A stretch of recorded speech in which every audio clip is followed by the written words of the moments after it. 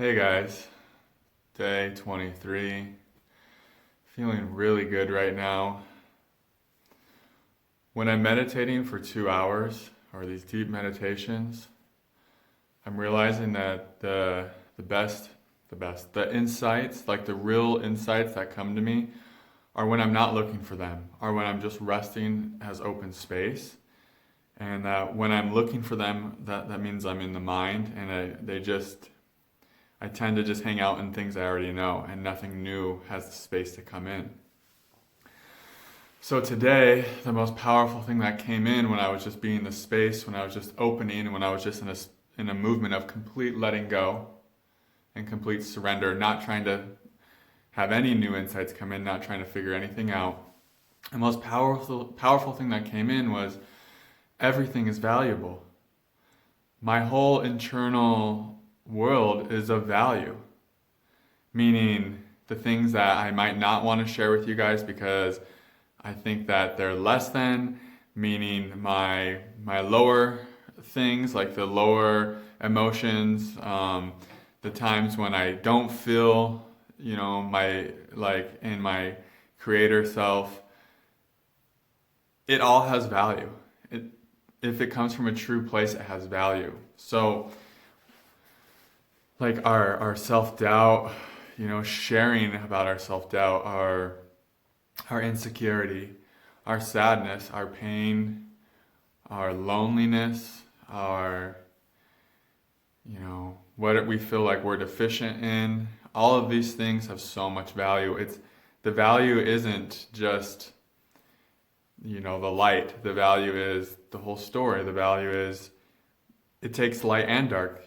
And I just realized everything is open now. Like, that was the original true intention of everything, of telling my story the way I told it on my blog just over a year ago when I started my blog and told my story in graphic and vivid detail of my kundalini awakening, of how I was temporarily psychotic, basically, of how I was deeply suicidal, of all the darkness. I shared it all because I wanted to be a human laboratory for others to look at, to see the whole process. And as I get deeper in this journey, sometimes I have this tendency to want to just share things from a certain perspective for some type of validation, for some type of acceptance that I think a part of us always looks for. There's this emptiness in us that we always will try to fill with productivity and achievement, validation from others, relationships, money, objects. And it's like this hole that we're always trying to control life to fill this hole.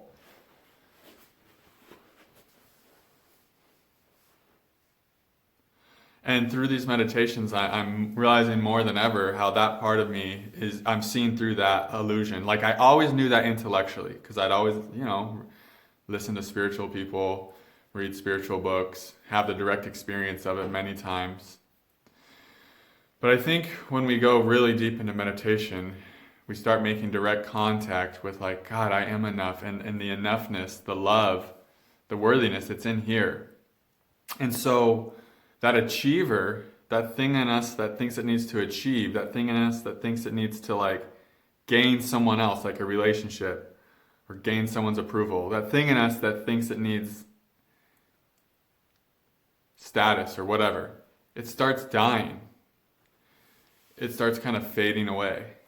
And that achiever, it comes with so much heaviness because it has so many, it just has so much attached to it. It's just so needy, right? It's like when we go into deep meditation, we start embracing our apple tree-ness. And here's what I mean. It's an apple tree. What is it concerned with? What is it focused on? An apple tree is just focused on making more apples. The apple tree doesn't care to try to convince anyone to come eat its apples. It doesn't get obsessed with when, after it creates an apple, did they feel like it was sweet enough? Did it taste good enough? An apple tree just keeps making apples because it doesn't need anything, right? It just is in this movement of giving, of giving, of giving. And that's the highest movement of a human being, I'm realizing, is giving. And so often on my journey, I'll be making apples, but then I'll be like, did they think it tasted good enough? Did anyone want the apple? Oh my God, did I just create an apple and now there's worms crawling out of it? And meditation brings you into this place where you start to connect more with just your apple treeness. Like, oh, this journey is just about giving and giving, and it's less about what I hope to receive. Because every time we create an apple, say, on your own journey, I'm sure you can resonate with this, no matter what your passion is, no matter what your gift is that you're giving. I'm sure there's times where you will create an apple, meaning a painting, a yoga class that you've taught maybe. Maybe you wrote a blog, maybe you shot a YouTube video, maybe you're starting your own organic juicery, whatever it is. I know it at times on these, when we're following our passion, when we're creating from the heart, sometimes we can create that apple and then we can say, did anyone come eat it? And then we can be concerned with making sure people come see, hey, I made an apple. But an apple tree doesn't ever concern itself with trying to get people to come eat its apple. It just becomes undeniable. An apple tree, if you've had an apple off a fresh apple tree, they're delicious.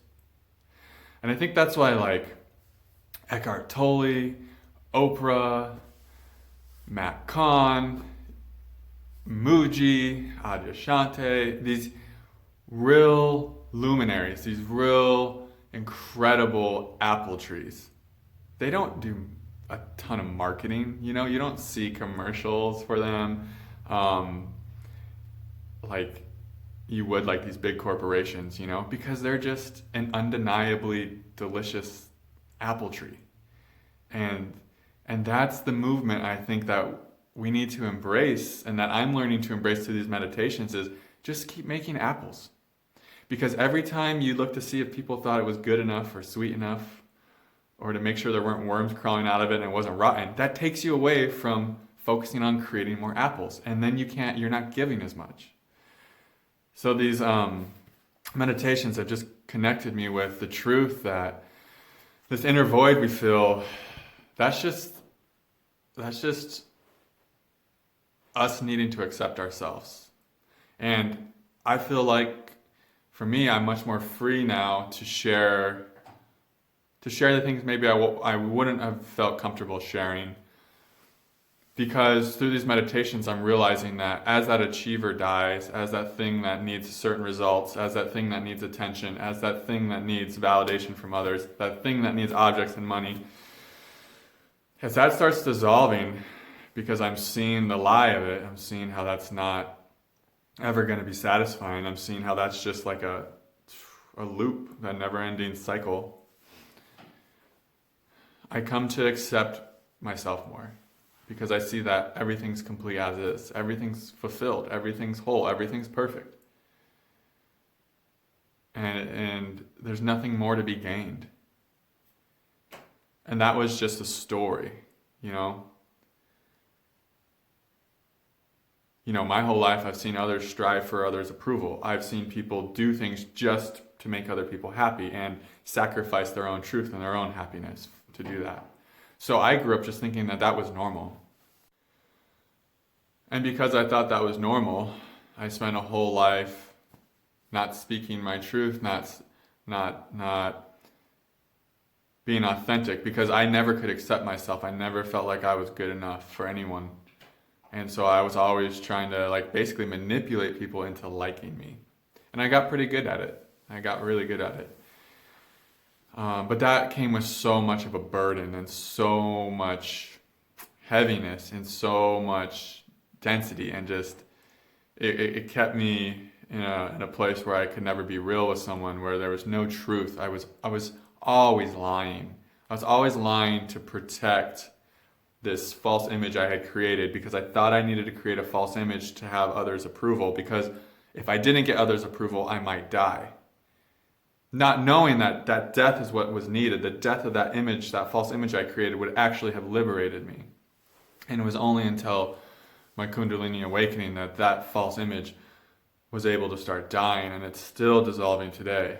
And I'm realizing like that's why I'm still, up until recently, have been so results oriented, have been so attached to results and approval and validation, is because that was such a strong structure in me. That was me. That was me.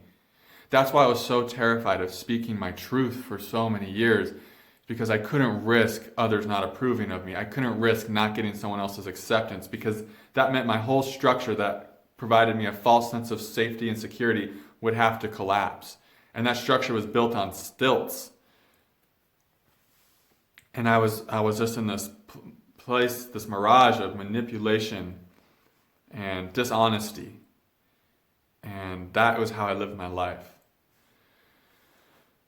And so, these things don't just collapse overnight. These things that were so deeply rooted in us, that were based in lack and fear, because that's what it was for me, lack and fear, feeling like I'm not enough, feeling like I'm not lovable, feeling like my worthiness and love don't come from within, feeling like I need to extract it from others and things and careers and accomplishments and achievements. So that part of me, I'm 2.5 years into this now, that part of me is still dissolving, and it takes time. It takes time, I'm realizing, and this isn't a process we can rush. At the beginning of my meditations, I think so much of of that part of me, or maybe the part of me that sees that part of me, was thinking the meditations were just going to be like this instant cure, like in a week of 2 hours of meditation, I'll just have that dissolved, and then I can just be the apple tree that is just in the movement of giving. But now I'm realizing that like these meditations, they're not about getting anywhere.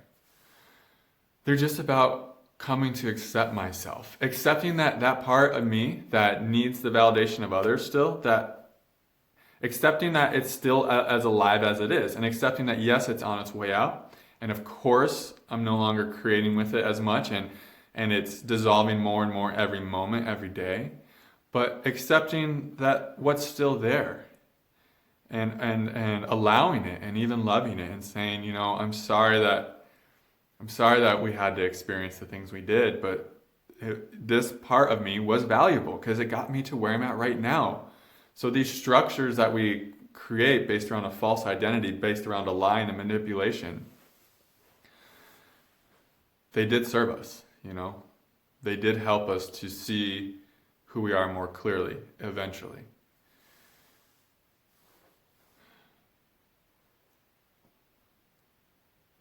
These meditations are making me realize just how much more I want to share from here with you guys.